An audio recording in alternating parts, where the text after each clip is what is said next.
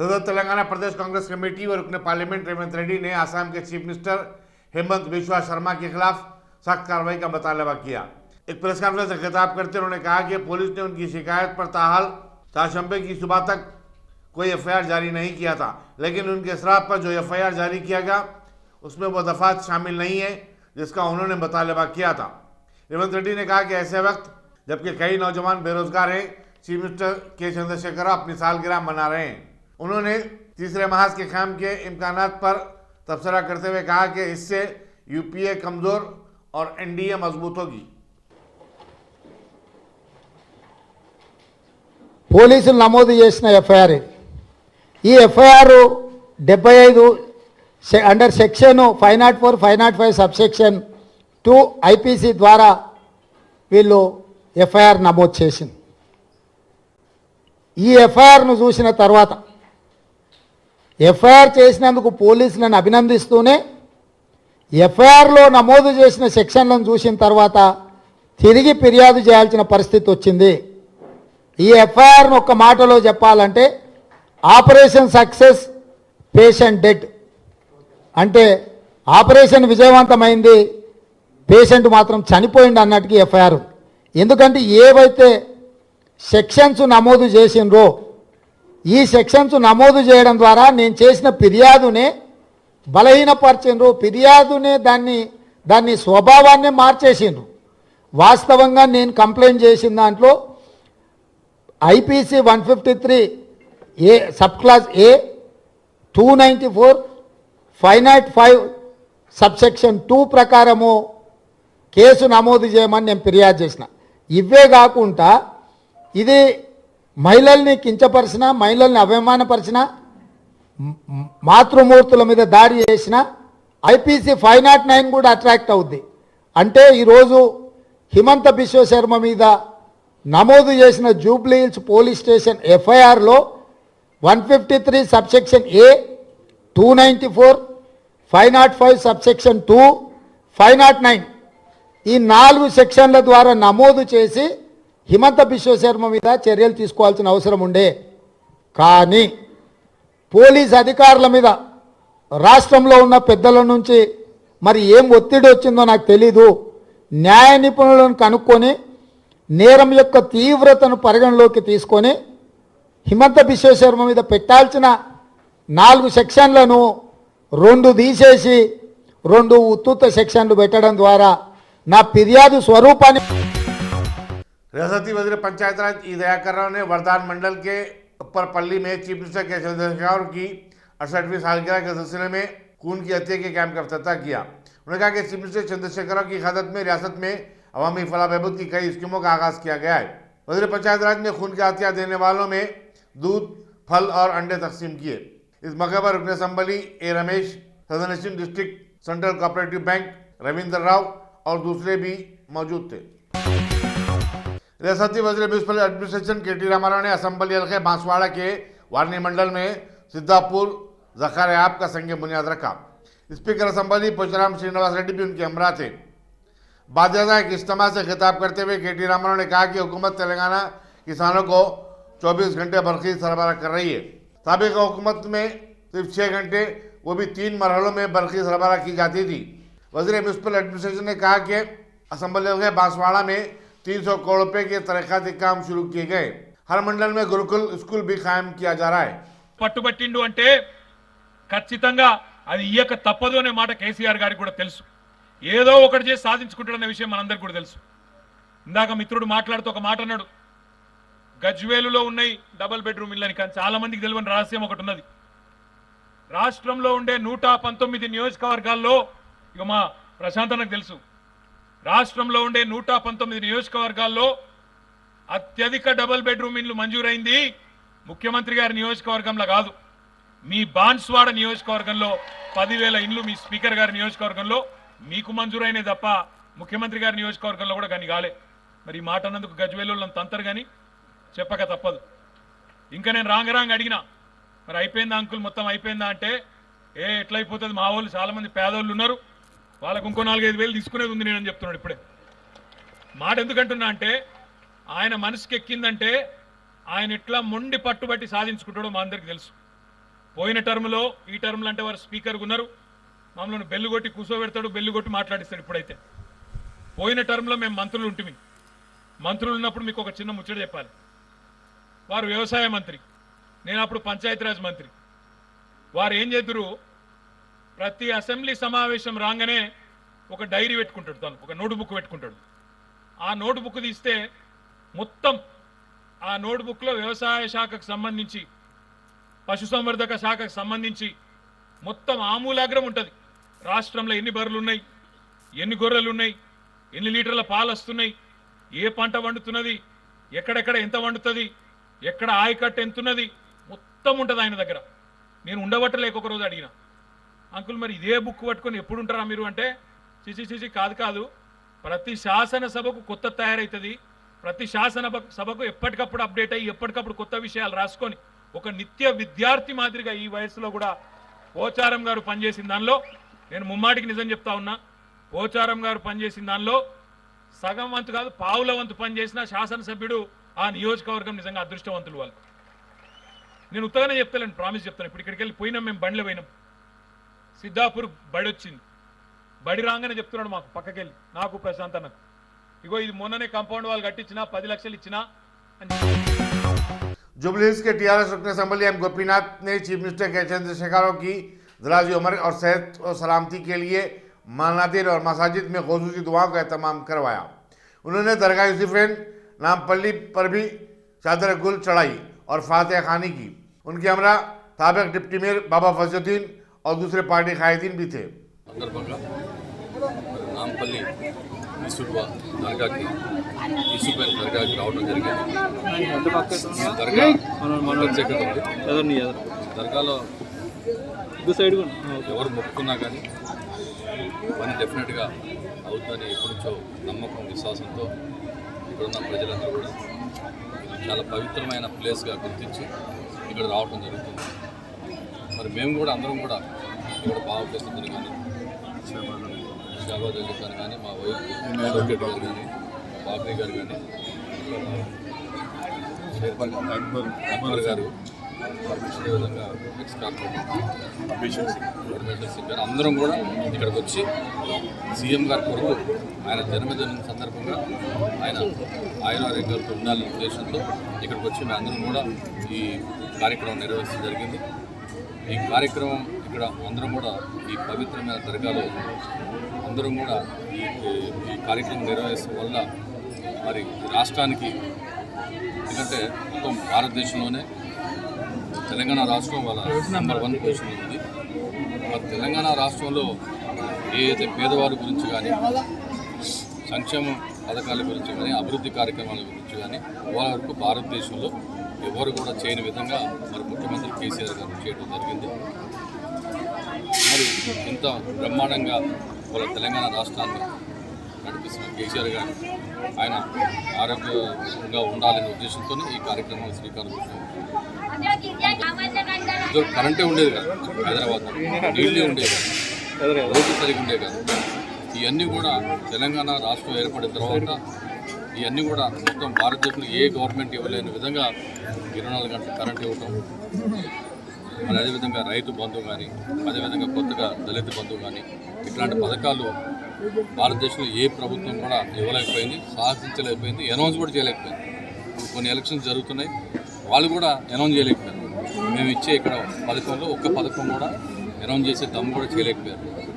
మరి ఇంత మంచి ముఖ్యమంత్రి మరి రాష్ట్ర ప్రజల కోసం ఎన్నో దశాబ్దాలుగా పోరాడి మరి రాష్ట్రాన్ని సాధించుకున్న తర్వాత ప్రజల కోసం ఇవాళ ఎన్ని కార్యక్రమాలు, ఎన్ని సంక్షేమ పథకాలు ఇవ్వటం అనేది ఒక రికార్డు ఇది భారతదేశంలో.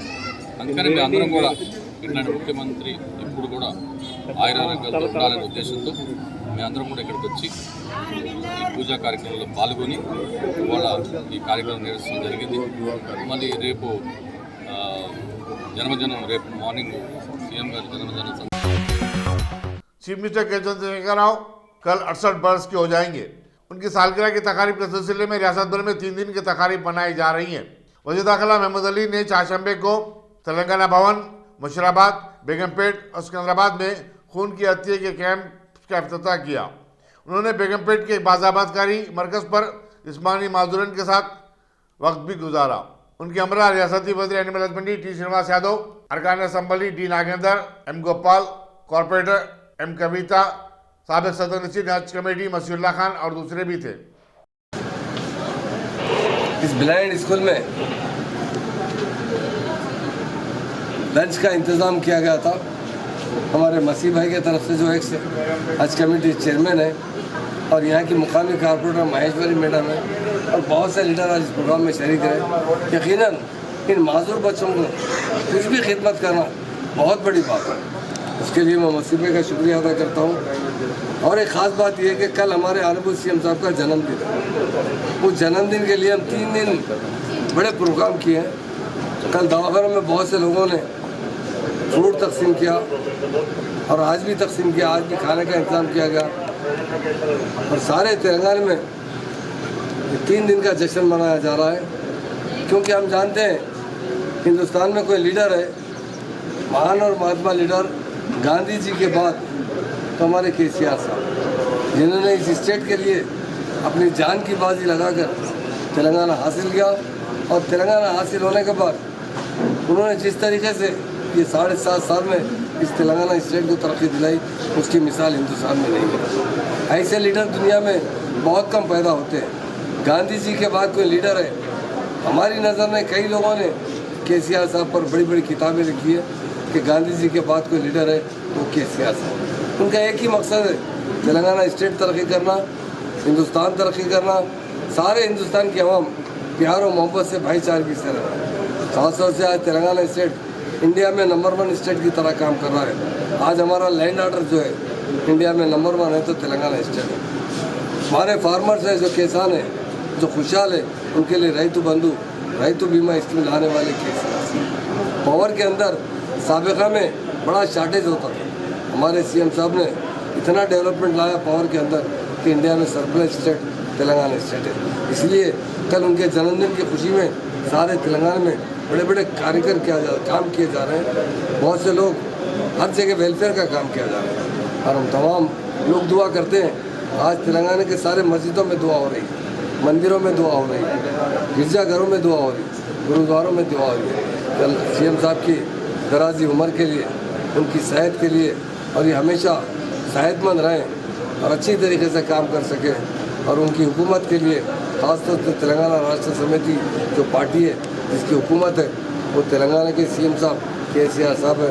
उस पार्टी क्योंकि उन्हीं की वजह से वो पार्टी भी ताकतवर है और इस स्टेट में हम बहुत अच्छी तरीके से काम कर रहे हैं। हम सब मिलकर आज खास तौर से मासूम बच्चे भी जो माजूर है, जिसे बीना ही नहीं है, वो बच्चे भी।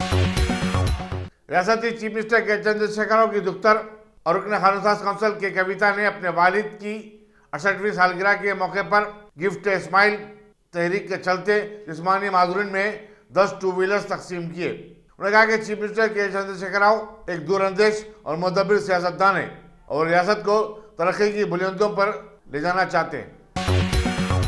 रियासती वज़ीर बरक़ी जगदीश रेड्डी ने चीफ मिनिस्टर के चंद्रशेखर राव की सालगिरह की 3 रोज़ा तक़रीब के निकात पर सदर प्रदेश कांग्रेस रेवंत रेड्डी के एतराज़ को गैर वाजिबी करार दिया।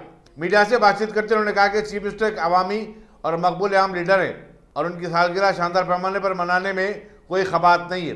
कांग्रेस के कारकुन भी सोनिया गांधी की सालगिरह बड़े धूमधाम से मनाते हैं। जगदीश रेड्डी ने कहा कि कांग्रेस के साबिक सदर राहुल गांधी पर चीफ मिनिस्टर आसाम के रिमार्क्स की चीफ मिनिस्टर के चंद्रशेखर राव ने शदीद मजम्मत की। इससे यह बात साबित होती है कि केसीआर हर चीज में सियासत नहीं करते। నిన్న రెడ్డి తద్దిన మాట్లాడాడు జన్మదినం కాదు రేవంత్ రెడ్డికి అంతకు మించిన సంస్కారం ఉంటుందని నేను భావించడం లేదు. సంస్కారహీనులు మాత్రమే ఆ రకంగా మాట్లాడగలుగుతారు. కేసీఆర్ గారు ఏం మాట్లాడినారు మొన్న? ఒక బీజేపీకి సంబంధించిన ఒక ముఖ్యమంత్రి కాంగ్రెస్ పార్టీ నాయకుడు రాహుల్ గాంధీ గురించి చేసిన వ్యాఖ్యల్ని ఖండిస్తూ రాజకీయాలు ఏమైనా ఉండొచ్చు, పార్టీలు ఏమైనా ఉండవచ్చు, కానీ రాజకీయాలలో ఉన్నవాళ్ళు, పదవులలో ఉన్నవాళ్ళు, ప్రజల దృష్టిలో ఉన్నవాళ్ళు సంస్కారాన్ని ప్రదర్శించాలి, సంస్కారయుతంగా ఉండాలి. అటువంటి మాట్లాడడం సరైనది కాదు అని చెప్పాను. ఇప్పుడు రేవంత్ రెడ్డి ఏ పార్టీలో ఉన్నాడో ఆ పార్టీ నాయకుడికి సంబంధించి కేసీఆర్ గారి సంస్కారం గది. ఒక నాయకుడి పుట్టినరోజును ప్రజలు జరుపుకున్న సందర్భంలో ఆ నాయకుడికి తద్దినం జరపండి అని మాట్లాడే సంస్కారం రేవంత్ రెడ్డిది. అంటే హేమంత్ బిశ్వాస్ కంటే కూడా సంస్కారహీనుడు రేవంత్ రెడ్డి అని స్పష్టంగా మనకు కనబడుతూ ఉంది. ఇటువంటి వాళ్ళ నుంచి అంతకంటే గొప్పగా సంస్కారాన్ని మనం ఊహించడం కూడా సరైనది కాదని నేను భావిస్తూ ఉన్నాను. ఎందుకంటే ఆయన ప్రవర్తన ఏందో, ఆయన పెరిగి వచ్చిన విధానం ఏందో, తెలంగాణ ఉద్యమ సందర్భంలో ఆయన ఏ పార్టీలో ఉన్నాడో, ఏం కార్యక్రమాలు చేసిండో, ఆ తర్వాత కూడా రాష్ట్రం వచ్చిన తర్వాత కూడా ఈ రాష్ట్రంపై జరుగుతున్న కుట్రలలో ఏ రకంగా భాగస్వామి అయిందో, ఈ రాష్ట్రాన్ని బలహీనపరిచే చర్యలలో ఎట్లా శత్రువుతో కలిపి కోవర్టుగా పనిచేసిండో, ఇప్పుడు ఇవాళ కూడా ఆయన చేస్తున్న పని కాంగ్రెస్ పార్టీకి తద్దినం పెట్టడమే. అందుకే మా పార్టీలోకి కోవర్టుగా వచ్చిండు అని చెప్పి మన జిల్లాకు సంబంధించిన ఎంపీ కోమటిరెడ్డి వెంకటరెడ్డి గతంలో మాట్లాడిన విషయం మీ అందరికీ కూడా తెలుసు. మరి కోవర్టుల నుంచి ఇంతకంటే ఎక్కువ సంస్కారాన్ని మనం ఆశించలేం. తప్పకుండా రేవంత్ రెడ్డి చేస్తున్న పని అదే, కాంగ్రెస్ పార్టీకి తద్దినం పెట్టే పోతాడు. ఇది కాంగ్రెస్ పార్టీలో ఉన్న పెద్ద నాయకుడు. कुतुबुल्लापुर के टीआरएस कारकुनों ने रियासती कांग्रेस के सदर रेवंत रेड्डी के चीफ मिनिस्टर के चंद्रशेखर राव से मुतालिक रिमार्क्स की मजम्मत की और उनसे अपने अल्फाज वापस लेने का मुतालबा करते हुए एहतजाजी मुजाहरा किया। इन कारकुनों ने रेवंत रेड्डी का पुतला भी नजरआतिश किया। बीजेपी मुखालिफ जमातों को यकजा करने की अपनी कोशिश को आगे बढ़ाने तेलंगाना के चीफ मिनिस्टर के चंद्रशेखर राव 20 फरवरी को मुंबई में महाराष्ट्र के चीफ मिनिस्टर उद्धव ठाकरे से मुलाकात करेंगे। रियासतों के साथ इंसाफ और बीजेपी की ज़रिए क़यादत मरकजी सरकार के खिलाफ चंद्रशेखर राव और उद्धव ठाकरे के दरमियान बातचीत मुकर्रर है। चीफ मिनिस्टर के दफ्तर ने बताया कि उद्धव ठाकरे ने रियासती चीफ मिनिस्टर केसीआर को फ़ोन करते हुए मुंबई का दौरा करने की दावत दी थी। वाज़ेह है कि मगरबी बंगाल की चीफ मिनिस्टर ममता बनर्जी और तमिलनाडु के चीफ मिनिस्टर MK स्टालिन ने भी चंद्रशेखर राव से फ़ोन पर बातचीत करते हुए तीसरे महाज की तश्कील की कोशिशों की सिताइश की। साबिक वज़ीर-ए-आज़म देवेगौड़ा ने भी चीफ मिनिस्टर की कोशिशों पर खुशी का इजहार किया है। जिले मिर्चल मलकाजगिरी के बोडुप्पल में एक कुतुबशाही मस्जिद की तजदीद और बाउंड्री वाल की तामीर में मकामी अवाम रुकावटें खड़ा कर रहे हैं। लैंड ग्रैबर्स इस मस्जिद के अराज़ी को हड़पने की कोशिश कर रहे हैं।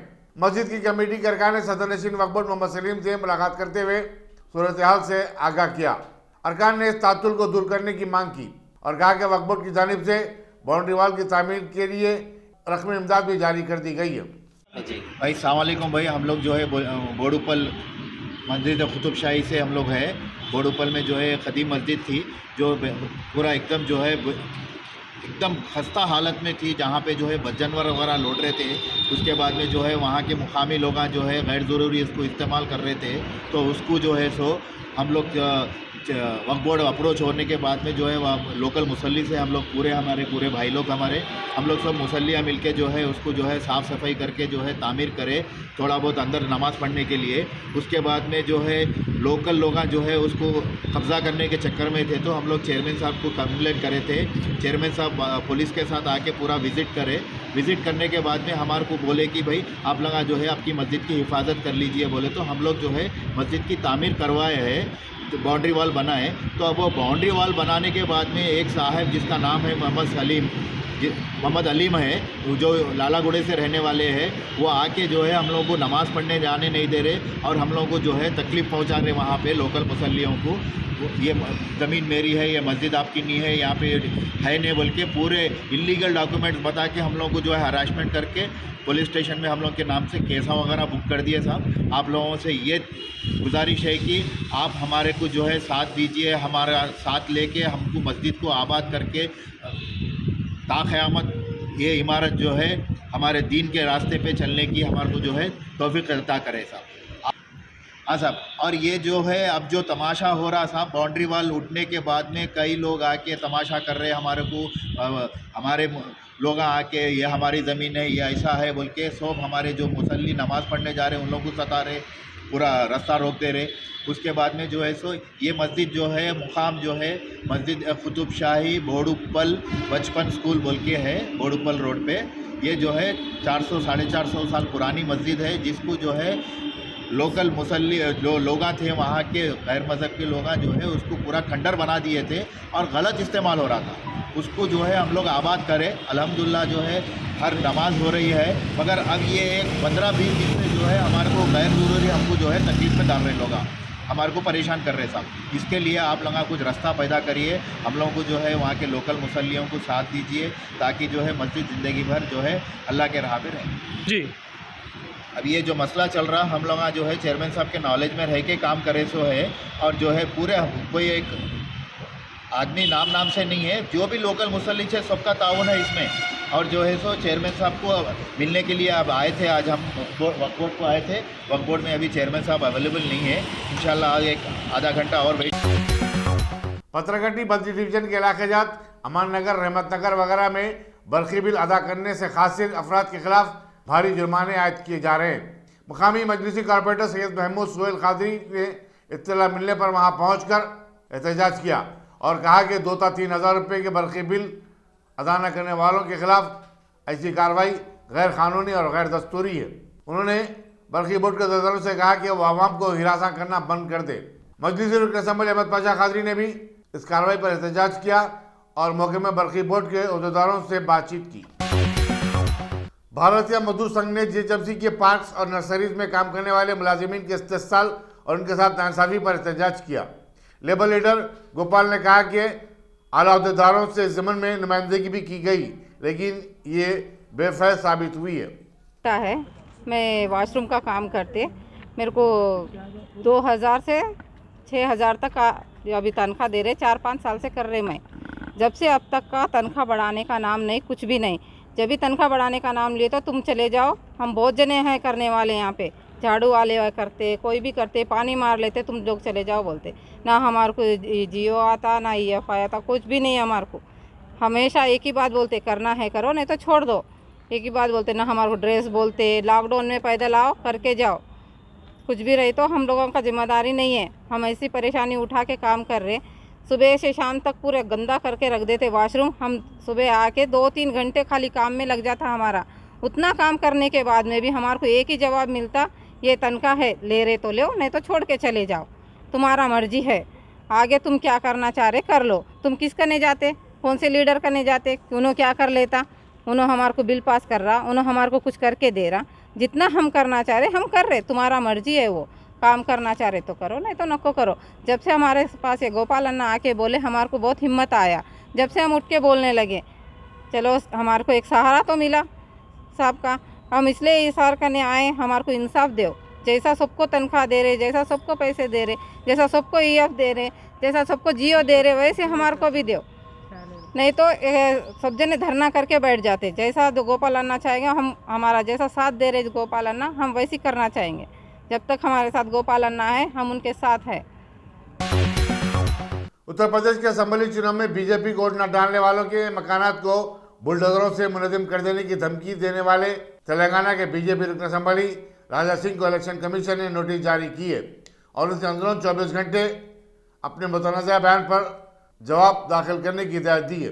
वाज़ेह है कि राजा सिंह का एक वीडियो आज तक टीवी चैनल समेत कई सोशल मीडिया प्लेटफॉर्म पर वायरल हुआ है, जिसमें उन्होंने कहा कि उत्तर प्रदेश के चुनाव में बीजेपी को वोट न डालने वाले अपने मकानात के निज़ाम के लिए तैयार रहें। LB नगर की SOT ने ममनुआ तंबाकू की मुंतकली के रैकेट को बेनकाब करते हुए 20 लाख रुपए मालियती गांजा और एक कार को जब्त किया। कमिश्नर पुलिस रचाकुंडा महेश भगवत ने बताया कि इस टोली के 2 अरकान कुत्तागुड़म के रहने वाले हैं। उन्होंने बताया कि टोली का एक रुकन शंकर मफरूर है। मुलजिमीन के नाम B नरेश और R रमेश बताए गए। खतर को अपने साथ तालकम पाउडर ले जाने वाला एक हैदराबादी नौजवान गुज़श्ता 2 माह से जेल में है। वाक़यात के मुताबिक उप्पुगुड़े का मोहम्मद नवाज मुलाजिमत की तलाश में सबसे पहले दुबई गया। वहाँ रोजगार न मिलने पर वो कतर चला गया।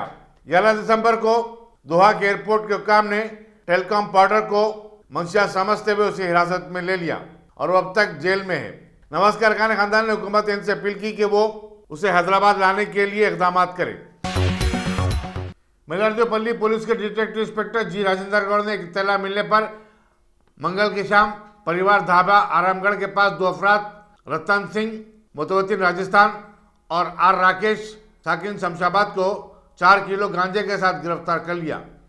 एक स्विफ्ट कार में गांजे के ग्राहक को डिलीवरी के लिए पहुंचे थे। उनके दीगर 3 साथी फरार होने में कामयाब हो गए। मुलजिमिन को अदालती तहवील में भेज दिया गया है। ఫోన్లు రాకేష్ ఒకటి, తర్వాత రతన్ సింగ్ ఒకటి, 2 సెల్ ఫోన్లను కూడా మేము ఈరోజు సీజ్ చేసేసి 4 కిలోల గాంజాను కూడా సీజ్ చేసి వాళ్ళిద్దరిని రిమాండ్కు తరలించడం జరుగుతుంది. ఇది రాచమల్ల రాకేష్, తర్వాత రాకేష్ వాళ్ళ బ్రదర్ రాజేష్ ఇద్దరు కూడా పాత నేరస్తులు. వీళ్ళు పాత నేరస్తులు అంటే వీళ్ళిద్దరు కూడా ఎయిర్పోర్ట్ పోలీస్ స్టేషన్లో రౌడీ సీట్ ఉంది వీళ్ళ మీద. రాకేష్ గతంలో ఒక 8 కేసులలో ఇన్వాల్వ్ అయి ఉన్నాడు. Shamshabad police station, airport police స్టేషన్లో ఒక 5 కేసులలో, శంషాబాద్ పోలీస్ స్టేషన్లో, ఓల్డ్ పోలీస్ స్టేషన్లో 2 కేసులలో, మైలార్దేవపల్లి పోలీస్ స్టేషన్లోనే గతంలో ఒక రాబరీ కేసులో కూడా ఇన్వాల్వ్ అయి ఉన్నాడు. వీళ్ళ బ్రదర్ కూడా రాజేష్ కూడా పాత నేరస్తుడు, ఆయన కూడా రౌడీ సీటరే. ఈరోజు ఈ రాకేష్ను, ఈ రతన్ సింగ్ను ఇద్దరిని అరెస్ట్ చేసి రిమాండ్కు తరలిస్తూ ఉన్నాం. వ్యక్తి రాకేష్ లోకల్లో చిన్న చిన్న వ్యాపారం చేసుకుంటూ డ్రైవింగ్ చేసుకుంటూ ఉంటాడు.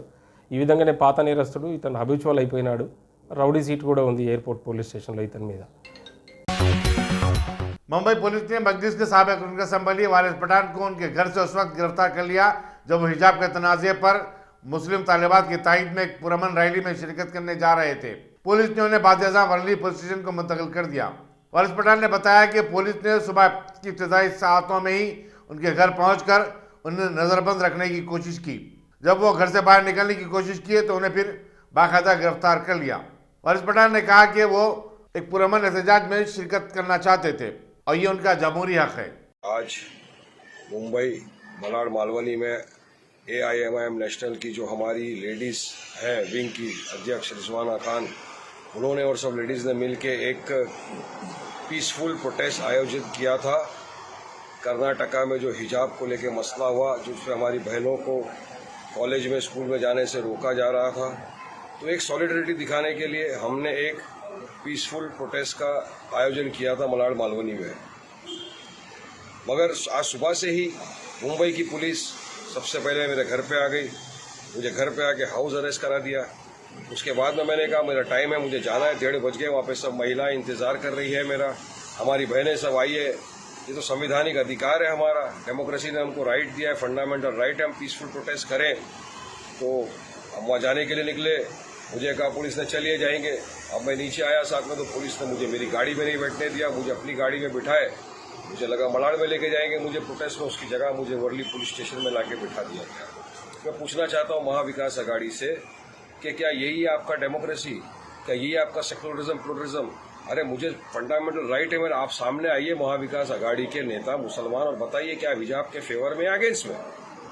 2 में से एक बात करिए। मुझे इस तरह से डिटेन कर देना, मुझे अरेस्ट यहाँ पे करा देना, वर्ली पुलिस स्टेशन में बिठा देना, मुझे वहाँ नहीं जाने देना, ये क्या दर्शाता है? ये आपकी डुप्लीकेसी और हिपोक्रेसी पूरी पब्लिक के सामने आ जाएगी।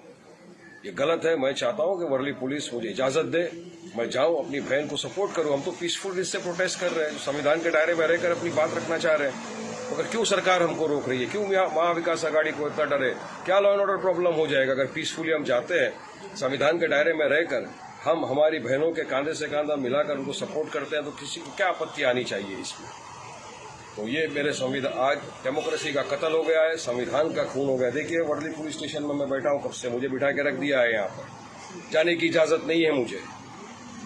मैं चाहूँगा कि तमाम लोग इस बात का संज्ञान लें कि किस तरह से डेमोक्रेसी का कत्ल हमारे देश में हो रहा है और किस तरह से एक लॉयर, एक्स MLA, राष्ट्रीय प्रवक्ता को।